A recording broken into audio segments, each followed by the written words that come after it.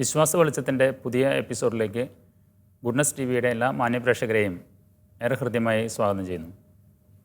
കത്തോലിക്ക വിശ്വാസ സത്യങ്ങളെ സാർവത്രിക മതബോധന ഗ്രന്ഥത്തിൻ്റെ അടിസ്ഥാനത്തിൽ പ്രേക്ഷകർക്കായി ലളിതമായി വിശദീകരിച്ചു കൊടുക്കുന്ന ഒരു പ്രോഗ്രാമാണിത്. കേരള കത്തോലിക്ക സഭയിലെ വൈദിക വിദ്യാർത്ഥികളെ പരിശീലിപ്പിക്കുന്ന പ്രമുഖ വാഗ്മിയും ഗ്രന്ഥകാരനും ആലുവ സെമിനാരിയിലെ പ്രൊഫസറുമായ ഡോക്ടർ വിൻസെൻ്റ് കുണ്ടുകുളച്ചനാണ് നമുക്ക് വേണ്ടി ഇത് വിശദീകരിക്കുന്നത്. അച്ഛനെ പ്രോഗ്രാമിലേക്ക് ഹൃദ്യമായി സ്വാഗതം ചെയ്യുന്നു. Thank you. 10 കൽപ്പനകളിലൂടെയുള്ള നമ്മുടെ എപ്പിസോഡിൻ്റെ അവസാന ഭാഗങ്ങളിലേക്ക് നമ്മൾ പ്രവേശിക്കുകയാണ്. 9ാമത്തെ കൽപ്പനയാണ് ഇന്ന് പ്രേക്ഷകർക്കായിട്ട് വിശദീകരിക്കേണ്ടത്. അന്യൻ്റെ ഭാര്യയെ മോഹിക്കരുതെന്നാണ് കൽപ്പന. ഇത് കേൾക്കുമ്പോൾ കുട്ടികളെ എന്നോട് ചോദിക്കാറുണ്ട്, ഇത് വൺ സൈഡഡ് ആണല്ലോ, ഈ ഭർത്താവിനെ മോഹിക്കരുത് എന്നുള്ളത് ഇതിൽ വരുന്നില്ല എന്നുള്ളത്. അവരുടെ പെട്ടെന്ന് കേൾക്കുമ്പോൾ അവർക്ക് തോന്നുന്നൊരു ചിന്തയാണത്. അതൊരു പുരുഷ മേധാവിത്വത്തിൻ്റെ ഒരു പ്രതീകമായിട്ടാണ് ഭാര്യയെ മോഹിക്കരുതെന്ന് മാത്രം പറഞ്ഞിട്ടുള്ളത് എന്ന് പറയാറുണ്ട്. എന്തായാലും ജഡികാസക്തിയെക്കുറിച്ചിട്ടുള്ളൊരു കൽപ്പനയാണിത്. പ്രേക്ഷകർക്കായിട്ട് ഒന്ന് കൽപ്പനയൊന്ന് വിശദീകരിക്കാം. എന്നാലും കുട്ടികൾ അങ്ങനെ ചോദിക്കുന്നു എന്ന് സാറ് പറഞ്ഞപ്പോൾ എനിക്ക് വളരെ ആകാംക്ഷ തോന്നി. ഞാൻ ആദ്യമായിട്ടാണ് കുഞ്ഞു കുട്ടികൾ പോലും ഇന്ന് ഒരു ജെൻഡർ സെൻസിറ്റിവിറ്റി, ലിംഗ ബോധത്തിൽ സംസാരിക്കുന്നു. സമത്വം അതായത് ഇത്രയും ഏത് ക്ലാസ്സിലെ സാറ് പഠിപ്പിക്കുന്നത്? ഞാൻ ഏതാണ്ട് ഡിഗ്രി സ്റ്റുഡൻസ് ആണ്. കുറച്ചുകൂടി ഉയർന്ന ക്ലാസ്സുകളിലുള്ള പിള്ളേരാണ്. അവർക്ക് പെട്ടെന്ന് ഇത്ര ചോദ്യങ്ങൾ ആദ്യം അവരുടെ ലോകത്ത്, യുവാക്കളുടെ ലോകത്ത് ഡിഗ്രി എന്നൊക്കെ പറയുമ്പോൾ അവർക്കൊരു 18, 19, 20 ഏജിലുള്ള കുട്ടികളാണ്. അപ്പോൾ കുട്ടികളല്ല, അവർ വോട്ടവകാശമുള്ള ഒരു അഡോളസൻസ് പൗരന്മാരായി. അപ്പോൾ അഡൾട്ട് ആയില്ല എങ്കിലും അവർ അഡോളസൻ്റ് പീരീഡ് കഴിഞ്ഞു. അപ്പോൾ അവർക്ക് അവർ പറഞ്ഞതിൽ തീർച്ചയായിട്ടും അർത്ഥമുണ്ട്. എനിക്ക് തോന്നുന്നത് നമ്മൾ പഴയ തലമുറയിൽപ്പെട്ട ആളുകൾ എപ്പോഴും ഈ പഴയ കാലഘട്ടത്തിലുള്ള ഒരു പുരുഷ മേധാവിത്വത്തിൻ്റെ മനസ്സ് ജീവിക്കുന്നതുകൊണ്ടായിരിക്കും നമ്മൾ അങ്ങനെ ചിന്തിക്കുന്നത്. ഞാൻ പക്ഷേ അവരോട് പറയും, സെക്യുലർ ലോയിൽ മുഴുവൻ ജനറൽ ക്ലോസസ് ആക്ട് എന്ന് പറഞ്ഞൊരു നിയമമുണ്ട്.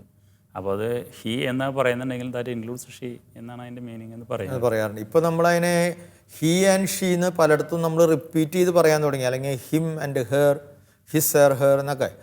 അതിന് പകരം ഇപ്പോൾ കൂടുതലും ഹ്യൂമൻ എന്നുള്ള വാക്ക് പകരം വയ്ക്കണമെന്നാണ് ഞാൻ ഈ പ്രത്യേകിച്ച് ദൈവശാസ്ത്ര സമിതികളിലൊക്കെ പങ്കെടുക്കുമ്പോൾ എൻ്റെ കൊളീഗ്സായിട്ടുള്ള സ്ത്രീകളായിട്ടുള്ള അവരെല്ലാം പറയുന്നത്. അവർ വലിയ മൂത്ത ഫെമിനിസ്റ്റുകാരോ ഒന്നുമല്ല, പക്ഷേ ഹ്യൂമൻ പേഴ്സൺ എന്നുള്ള ഹ്യൂമൻസ്, അപ്പോൾ രണ്ടു കൂട്ടരും ഉൾപ്പെടുന്നല്ലോ.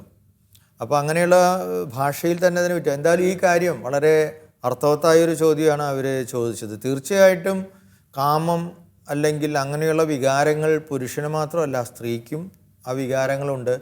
ആ വികാരങ്ങളുണ്ട് എന്നുള്ളത് പുറത്ത് പറയാൻ പോലും ധൈര്യപ്പെടാത്ത, അല്ലെങ്കിൽ അത് പറയാൻ പാടില്ല എന്ന് ചിന്തിക്കുന്ന ഒരു കാലഘട്ടത്തിൽ എഴുതപ്പെട്ട ഒരു കാര്യമാണിത്. വാസ്തവത്തിൽ കർത്താവിൻ്റെ ഈ കൽപ്പന പഴയ നിയമത്തിൽ നിന്ന് തന്നെ ഉള്ള കൽപ്പനയാണ്.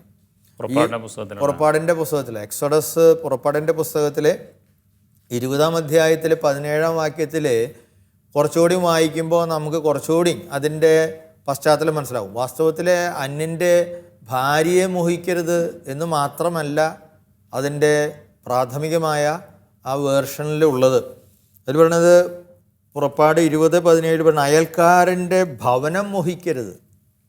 അയൽക്കാരൻ്റെ ഭാര്യയെയോ ദാസനെയോ ദാസിയെയോ കാളയെയോ കഴുതയെയോ അവൻ്റെ മറ്റ് എന്തെങ്കിലുമോ മോഹിക്കരുത്. അന്ന് പട്ടി ഉണ്ടായിരുന്നോ എന്ന് എനിക്കറിഞ്ഞു, പൂച്ചയൊക്കെ ഉണ്ടോ എന്ന് അതിനെക്കുറിച്ചൊന്നും ഇതിൽ പറയുന്നില്ല. പക്ഷേ അതിൻ്റെയൊക്കെ ഒരു പ്രാതിനിധ്യ സ്വഭാവം അവിടെയുണ്ട്. കാരണം കാള, കഴുത, പിന്നെ ജോലിക്കാർ. അപ്പോൾ അത് ആ കാലഘട്ടത്തിൽ ഒരു 3000 വർഷം മുമ്പ്, അല്ലെങ്കിൽ അതിലെ വീണ്ടും ചില പരിഭാഷകൾ, അതിന് മാറ്റം വരുത്തലുകളൊക്കെ ഒരു 500 BC-യിലൊക്കെ നടന്നു കാണും, പ്രീസ്റ്റ്ലി കാലഘട്ടത്തിൽ. എങ്കിലും അത്രയും മുമ്പ് തന്നെ ഈ ഓരോ കുഞ്ഞു കാര്യങ്ങൾ എടുത്തു പറയുന്നു. ഭവനം, ഭാര്യ, പിന്നെ അവിടുത്തെ മറ്റ് ജീവനക്കാർ എന്ന് പറയുമ്പോൾ അവിടെ അതിൻ്റെ പ്രാധാന്യം ഒരു ഭാര്യയിലേക്ക് മാത്രമല്ല അത് ഉദ്ദേശിക്കുന്നത്, അവനുള്ള എന്തൊക്കെ ഉണ്ടോ നിൻ്റെ ദുർമോഹങ്ങൾ ഒഴിവാക്കുക.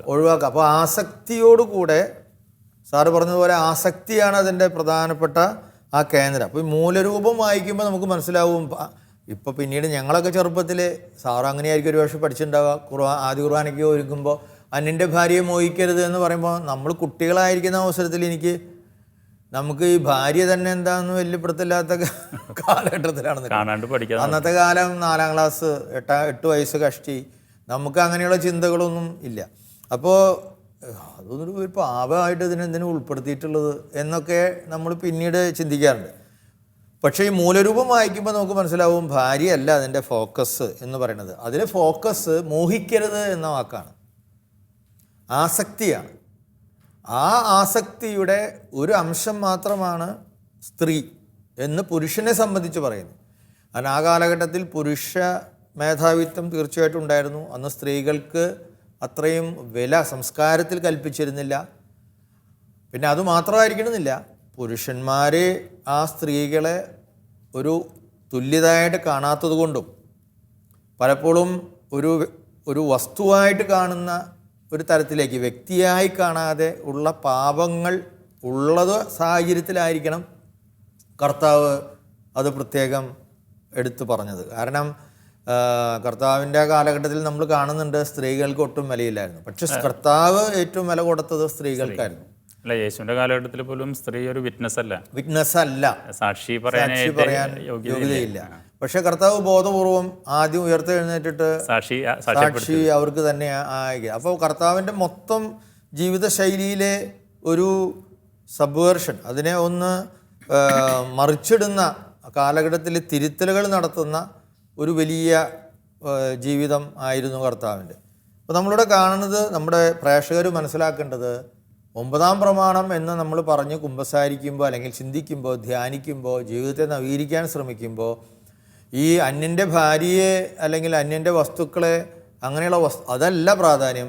മോഹിക്കരുത്, മോഹം തെറ്റാണ് എന്ന് വെച്ച് കഴിഞ്ഞാൽ 3 തരത്തിലുള്ള ആസക്തികളെക്കുറിച്ചാണ്. മോഹത്തിനേക്കാൾ മോഹം തീവ്രമാകുമ്പോഴാണ് അത് ആസക്തിയാകുന്നത്. ദുർമോഹമായി തീരുന്നു. നമുക്ക് തന്നെ നിയന്ത്രണം ലഭിക്കാത്ത രീതിയിൽ നമ്മളിൽ നിന്ന് പുറത്ത് കിടക്കുമ്പോഴാണ് ആസക്തി എന്ന് നമ്മൾ പറയുന്നത്. അപ്പോൾ അത് 3 തരത്തിലാണ് ഈ കത്തോലിക്ക മതബോധനം നമ്മളോട് പറയുന്നത്. ഒന്ന് അത് പറയുന്നത് യോഹന്നാൻ എഴുതിയ 1-ാം ലേഖനത്തിലെ 2-ാം അധ്യായം 16-ാം വാക്യത്തിൽ പറയുന്ന ആ കാര്യം തന്നെയാണ്. വാസ്തവത്തിൽ നമ്മുടെ പ്രേക്ഷകർക്ക് വേണ്ടി ഞാനതൊന്ന് പെട്ടെന്ന് ആ വാചകം നമുക്കൊന്ന് വായിക്കാം, നമുക്ക് നന്നായിരിക്കും. 2:16 ഇങ്ങനെയാണ് പറയുന്നത്: എന്തെന്നാൽ ജഡത്തിൻ്റെ ദുരാശ, ജഡം ശരീരം, കണ്ണുകളുടെ ദുരാശ. കണ്ണെടുത്ത് പറഞ്ഞിട്ടുണ്ട്. കണ്ണെന്ന് പറഞ്ഞാലും എനിക്ക് വേണേൽ കണ്ണാണ് ഹൃദയത്തിൻ്റെയും മനസ്സിൻ്റെയും ദർപ്പണം, കണ്ണാടി. കണ്ണിലൂടെയാണ് പ്രധാനമായിട്ട് ഈ ഇമേജസ് ഉള്ളിലേക്ക് പോകുന്നത്. അപ്പോൾ അതുകൊണ്ട് അവിടെ കണ്ണ് എന്ന് പറഞ്ഞാലും കുറച്ചുകൂടി ഉദ്ദേശിക്കുന്നത് ശരീരത്തെ അല്ല, അതിനപ്പുറത്ത് മനസ്സിനെയാണ് എന്ന് തോന്നുന്നു. 3-മതായിട്ട് ജീവിതത്തിൻ്റെ അഹന്ത എന്ന് പറയുന്നതും യോഹന്നാൻ എടുത്ത് പറയും. എന്നിട്ട് പറയുവാണ്, ഇങ്ങനെ ലോകത്തിലുള്ളതൊന്നും പിതാവിൻ്റേതല്ല. ദൈവ അരൂപിയുടെ ഇതിനോട് ചേർന്ന് പോകുന്ന ഒരു കാര്യമല്ല ജഡികമായ ആസക്തി. അതുപോലെ കണ്ണുകൊണ്ട് നമ്മൾ ഒരു നിയന്ത്രണമില്ലാതെ നമ്മുടെ കണ്ണുകളെ അയച്ചു വിട്ട് നമ്മൾ അലയാൻ വിടുന്ന ലാഘവത്തോടുകൂടെയുള്ള അതിലൂടെ മനസ്സിനെ മലീമസമാക്കുന്ന കാര്യങ്ങൾ. അതുപോലെ ജീവിതത്തിൻ്റെ അഹന്ത കൂടുമ്പോൾ പിന്നെ ഈശ്വരനെ അവിടെ സ്ഥാനമില്ല എന്നാണ്. അപ്പോൾ ഈ ആഗ്രഹത്തിൻ്റെ തീവ്ര രൂപത്തിലേക്ക് പോകരുത്. തീവ്രതയിലേക്ക് കടക്കുമ്പോൾ എന്താ പ്രശ്നം എന്ന് വെച്ച് കഴിഞ്ഞാൽ വിവേചന ശക്തി നഷ്ടപ്പെടും. പിന്നെ കടിഞ്ഞാണില്ലാത്ത കുതിര. ആ കുതിര എന്ന് പറഞ്ഞാൽ ശരി, മൃഗങ്ങൾക്ക് പറയണത് അതാണല്ലോ. മൃഗങ്ങൾക്ക് വാസനകളാണ് ഉള്ളത്. ആ വാസനകളുടെ രൂപത്തിൽ അതിൽ തന്നെ നിർമ്മിക്കപ്പെടുന്ന ചില ബുദ്ധിയുടെ ചില വശങ്ങളുമുണ്ട്. നമ്മൾ പട്ടിയിലും ആനയിലൊക്കെ വളരെ വ്യക്തമായിട്ട് നമുക്ക് കാണാം. അവർ കൃത്യമായ ആനത്താരയിലൂടെ തന്നെ നടന്നു പോകുന്ന ഓരോ ഓർമ്മകൾ. പക്ഷെ അത് വരുന്നത് മൃഗങ്ങളിൽ ഒരു യജമാനനോട് ഒരു പട്ടി കാണിക്കുന്ന സ്നേഹം. ചിലപ്പോൾ നമ്മൾ വീഡിയോയിൽ കാണാറില്ലേ, ഈ അടുത്ത് വേൾഡ് മ്യൂസിക് ഡേക്ക് ഒരു ചെറുക്കൻ ഇരുന്ന് പാട്ട് പാടുകയാണ്. അപ്പോൾ പട്ടിയുടേതായാലും ഊ എന്നുണ്ട്, പട്ടിയും ഓളിയിടുന്നുണ്ട്. പിച്ച് കറക്റ്റല്ല, കാരണം പട്ടിക്ക് അപ്പോൾ അതിൻ്റെ അടിയിൽ ട്രോള് വന്നിട്ടുണ്ട്, പിച്ച് അത്ര ശ്രുതി തെറ്റുന്നുണ്ട് ആളുടെ കൂടെ പാടുന്ന ആൾക്ക് എന്നൊക്കെ. അപ്പോൾ ജനങ്ങളുടെ ഇടയിലേക്ക് വളരെ എത്തുന്ന ഒരു കാര്യമാണ് ഈ പട്ടികളും പോലും. പട്ടി എന്ന് പറയാൻ പാടുമോ എന്ന് എനിക്ക് അറിഞ്ഞൂടാ. അതിൻ്റെ മൃഗവകുപ്പ് ചിലപ്പോൾ നമ്മളെ കേസ് എടുക്കും. പട്ടി എന്നൊക്കെ ബഹുമാനത്തോടു കൂടി പറയേണ്ടതാണ്.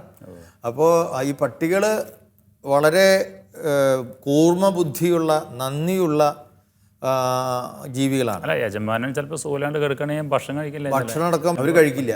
ശരി. അതുപോലെ ഞാൻ കണ്ടിട്ടുണ്ട് ഈ ട്രെയിൻഡ് ആയിട്ടുള്ള പട്ടികളാണല്ലോ ഇന്ന് വലിയ കേസ് അന്വേഷണത്തിലൊക്കെ മുന്നിൽ നിൽക്കുന്നത്. മാത്രമല്ല അന്ധരായ ആളുകളെ, ഞാൻ പാരീസിൽ ജോലി ചെയ്യുമ്പോൾ ഉണ്ടായിരുന്ന ഒരു സ്ത്രീ അന്ധയാണ്. പക്ഷെ അവളൊരു ഗവൺമെൻറ് ഒരു സ്ഥാപനത്തിൽ എക്കോണമിക് ഡിപ്പാർട്ട്മെൻറ്റിൽ ജോലി ചെയ്യുന്ന ഒരു സ്ത്രീ കൂടിയാണ്. പക്ഷെ അവൾക്കൊരു ഭയങ്കര പട്ടി ഉണ്ടായിരുന്നു. ആ പട്ടിയാണ് കൊണ്ടുപോകാൻ. ആ പട്ടിയാണ് വഴിയോടെ ഒക്കെ കൊണ്ടുപോകുന്നത്. അത് എവിടെ പള്ളിയിലും വരും. പള്ളിയിലുള്ള ഏറ്റവും തമാശ, നമ്മൾ ലാറ്റിൻ റൈറ്റിൽ ഈ കോൺസെക്രേഷൻ വേർഡ്സ് കൂദാശ വചനങ്ങൾ ചെല്ലുന്ന നേരമുണ്ടല്ലോ, ആ നേരത്ത് പട്ടി നേരെ ഇങ്ങനെ കിടക്കും, കാലിങ്ങനെ വെച്ച് പതിഞ്ഞ്. അതുപോലെ എപ്പിക്ലേസിസ്, പരിശുദ്ധാത്മാവിൻ്റെ അതിൽ വേറെ പാർലുയി ഓൺ ലൂയി എന്ന് പറഞ്ഞൊരു പാട്ടുണ്ട് അതിൽ ഫ്രഞ്ചിൽ.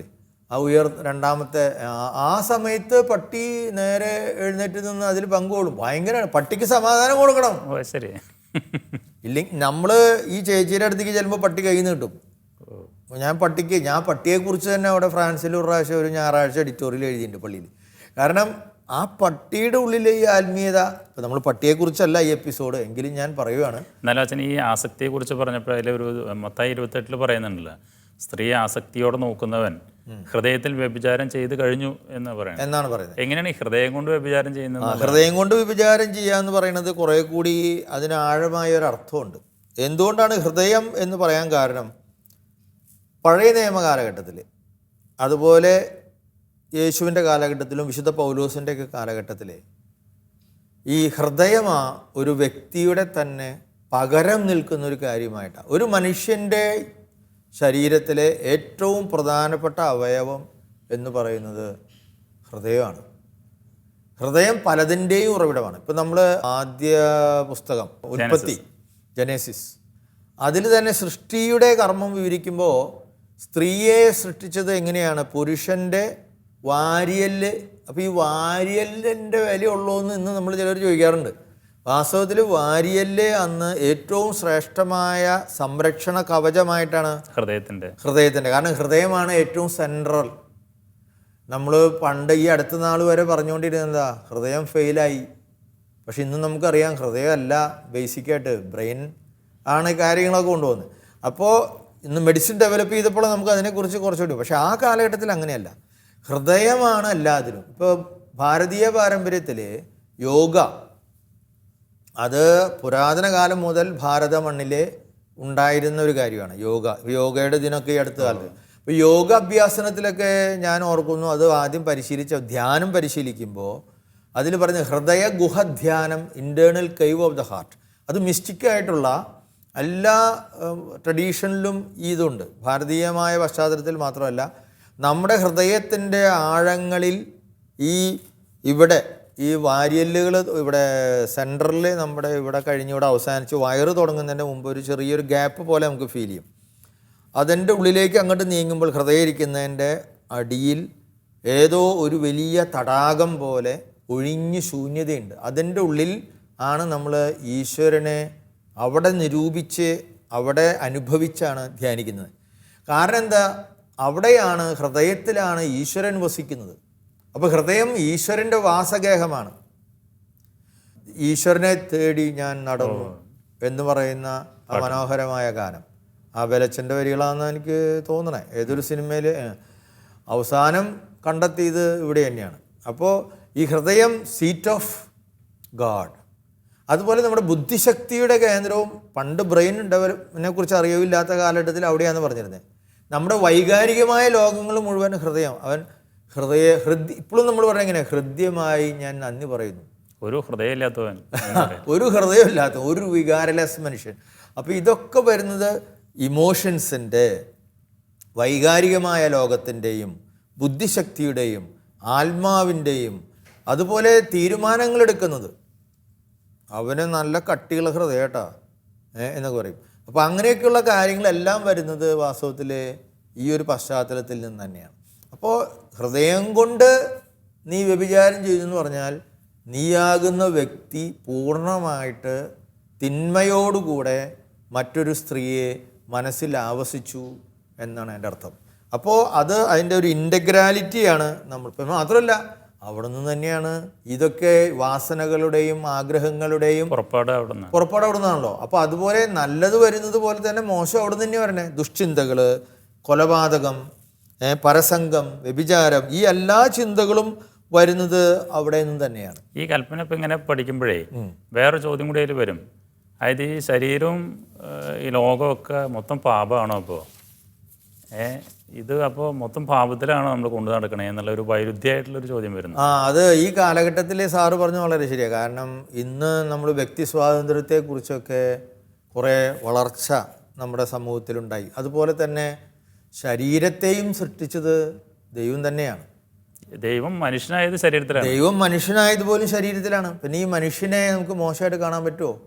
ഈ ലോകത്തെ ദൈവമല്ലേ സൃഷ്ടിച്ചേ? ദൈവത്തിൻ്റെ അന്തർരാമിയായ ആത്മാവിൻ്റെ സാന്നിധ്യം ഈ പ്രപഞ്ചത്തിൻ്റെ തുടക്കം മുതൽ ജലവിധാനങ്ങളിലൂടെ തുടങ്ങി ഇവിടെ എല്ലാ സൃഷ്ടിജാലങ്ങളിലും ഉണ്ട്. അതുകൊണ്ടാണല്ലോ ഫ്രാൻസിസ് അസീസി ഇവരെ സഹോദരി, സഹോദരൻ എന്നൊക്കെ വിളിച്ചതും. അപ്പോൾ അങ്ങനെയുള്ള കാഴ്ചപ്പാടുകൾ ദൈവശാസ്ത്രത്തിൽ തന്നെ മാറിയിട്ടുണ്ട്. അപ്പോൾ ആ ഒരു അവസരത്തിൽ ഇങ്ങനെ ശരീരവും ലോകവും ഒക്കെ പാപകരമായി നമ്മൾ അവതരിപ്പിക്കുമ്പോൾ തെറ്റായ അർത്ഥങ്ങൾ ജനങ്ങൾ വായിച്ചെടുക്കാനും സാധ്യതയുണ്ട്. വാസ്തവത്തിൽ സഭ പഠിപ്പിക്കുന്നത് ഈ നമ്മുടെ മതബോധന ഗ്രന്ഥത്തിൽ ഈ കാര്യം പ്രത്യേകം എടുത്തു പറഞ്ഞിട്ടുണ്ട്. അതായത് നമ്മൾ ശരീരത്തെയോ ലോകത്തെയോ പുച്ഛിക്കുകയല്ല ചെയ്യുന്നത്. അത് ദൈവത്തിൻ്റെ ചിത്രമാണെന്നും ദൈവത്താൽ കരവിരുതിനാൽ ഉണ്ടാക്കപ്പെട്ടതാണെന്നും ദൈവത്തിൻ്റെ ആത്മാവ് നമ്മളിൽ വസിക്കുന്നു എന്നുള്ള ആത്മീയ ദർശനങ്ങളെ ഒന്നും ചോദ്യം ചെയ്യുന്ന ഒരു കാര്യമല്ല ഇവിടെ പറയുന്നത്. പക്ഷേ എന്താണ് പറയണതെന്ന് വെച്ച് കഴിഞ്ഞാൽ നമ്മുടെ പഞ്ച ഇന്ദ്രിയങ്ങൾ, ഈ പഞ്ച ഇന്ദ്രിയങ്ങൾ ശരീരവുമായിട്ട് ബന്ധപ്പെട്ടാണ് നിൽക്കുന്നത്. നമുക്കറിയാം ഒരു മനുഷ്യനിൽ 3 തരത്തിലുള്ള വലിയ ഭാവങ്ങളുണ്ട്. ആത്മീയ ഭാവം, മാനസിക ഭാവം, ശാരീരിക ഭാവം. ഈ ശാരീരിക ഭാവം ഏറ്റവും കൂടുതൽ പ്രകടമാകുന്നത് 5 ഇന്ദ്രിയങ്ങളിലൂടെയാണ്. കണ്ണ്, മൂക്ക്, നാക്ക്, ത്വക്ക്, ചെവി. ഇതിലൂടെയാണ് എന്തും നമ്മുടെ അകത്തേക്ക് പുറം ലോകത്ത് നിന്ന്, ബാഹ്യലോകത്തിൽ നിന്ന് കയറുന്നത്. അപ്പോൾ ഇങ്ങനെ കയറുന്നതിൻ്റെ ആദ്യത്തെ ആഘാതം അത് ശരീരത്തിലാണ് സംഭവിക്കുന്നത്. ഇമ്മീഡിയറ്റ് ആയിട്ട് നിൽക്കുന്ന ശരീരമാണ്. ഈ ശരീരത്തിൽ നിന്നാണ് മൈൻഡിനോട് ചേർന്ന്, നമ്മുടെ മനസ്സിനോട് ചേർന്ന് അതിൽ തന്നെ 3ആയിട്ട് പണ്ഡിതർ തിരിച്ചിട്ടുണ്ട്. ഒന്ന് വൈകാരിക ലോകം, അത് കഴിഞ്ഞാൽ ഇച്ഛാശക്തി, പിന്നെ ബുദ്ധിശക്തി. ഈ ബുദ്ധിശക്തിയോട് ചേർന്ന് നിൽക്കുന്ന കാര്യമാണ് ആത്മാവിൻ്റെ തരം. അപ്പോൾ ഇതിൽ തന്നെയുള്ള വളർച്ചയിൽ വാസ്തവത്തിൽ ഈ ശാരീരികമായ തരത്തിനോട് ഏറ്റവും ലോകത്തിനോട് ഈ പഞ്ചഭൂതങ്ങളോട് ഏറ്റവും അടുത്ത് നിൽക്കുമ്പോൾ ഈശ്വര സാന്നിധ്യം ഏറ്റവും കൂടുതൽ സൃഷ്ടിയിലുള്ളത് മനുഷ്യനിലാണല്ലോ. അതിൻ്റെ ഏറ്റവും കുറവാണ് ഇങ്ങനെയുള്ള, അവിടെ ഉണ്ടെങ്കിലും അത് കുറവാണ്. അപ്പോൾ അവിടെ ഉള്ള ആ ആളുകൾ ഇതിനോട് നമ്മൾ ആർത്തിയോടുകൂടെ സമീപിച്ചാൽ അതിലുള്ള ആത്മീയത ചോർന്നു പോവുകയും അത് കേവലം ബാഹ്യവും ലൗകികവും ജഡികവുമായ ഒരു തലത്തിലേക്ക് ഇറങ്ങാൻ കൂടുതൽ സാധ്യതയുണ്ട് എന്നുള്ളത് കൊണ്ടാണ് വാസ്തവത്തിൽ വളരെ സൂക്ഷിച്ചു വേണം. കാരണം ഇവിടെ നിന്നാണ് സ്ക്രീനിങ് തുടങ്ങുന്നത്. നമ്മുടെ മനസ്സിലേക്ക് എന്തെല്ലാം കയറുന്നുണ്ടോ അതെല്ലാം നമ്മുടെ ഉപബോധ മനസ്സിലേക്ക്, ബോധമനസ്സ്, ഉപബോധ മനസ്സ്, അബോധ മനസ്സ്, ഉപബോധ മനസ്സിലേക്ക് കയറുന്ന കാര്യങ്ങൾ മുഴുവൻ കയറുന്നത് എവിടുന്നാണ്? ഈ പഞ്ച ഇന്ദ്രിയങ്ങളിൽ നിന്ന്, കാണുന്നതിൽ നിന്ന്, കേൾക്കുന്നതിൽ നിന്ന്, രുചിക്കുന്നതിൽ നിന്ന്. നമ്മുടെ ഭക്ഷണത്തോടും വസ്ത്രത്തോടും എല്ലാ കാര്യങ്ങളും അങ്ങനെയൊക്കെ തന്നെ. അപ്പോൾ അതുകൊണ്ടാണ് ഇവർ പറയാനുണ്ട്, ഈ ലോകത്തെയോ ഈ പ്രപഞ്ച വസ്തുക്കളെയോ നമ്മുടെ തന്നെ സ്വന്തം ശരീരത്തെയോ ഒരു പിശാചിൻ്റെ ആലയമായി കാണുന്ന ഒരു ആത്മീയതയല്ല സാർവത്രിക മതബോധനം നമ്മെ പഠിപ്പിക്കുന്നത്. അവയെ ഈ ദൈവികമായ സാന്നിധ്യത്തിൻ്റെ ഒരു പതിപ്പായിട്ട് കണ്ടുകൊണ്ട് തന്നെ അതിൻ്റെ യഥാർത്ഥമായ ആത്മീയ അർത്ഥത്തിൽ അതിനെ സമീപിക്കണമെന്ന് പറയാൻ വേണ്ടി മാത്രമാണ് ഇങ്ങനെ പറഞ്ഞിട്ടുള്ളത്. നമുക്ക് ഈ എപ്പിസോഡ് വൈൻഡപ്പ് ചെയ്യാറായി. അടുത്ത എപ്പിസോഡിൽ കൂടുതൽ വിശദീകരിക്കാമെന്ന് തോന്നുന്നു. ഈ 9-ാം കൽപ്പനയെക്കുറിച്ചുള്ള ആ പ്രാഥമിക നിരീക്ഷണത്തിന് നന്ദി.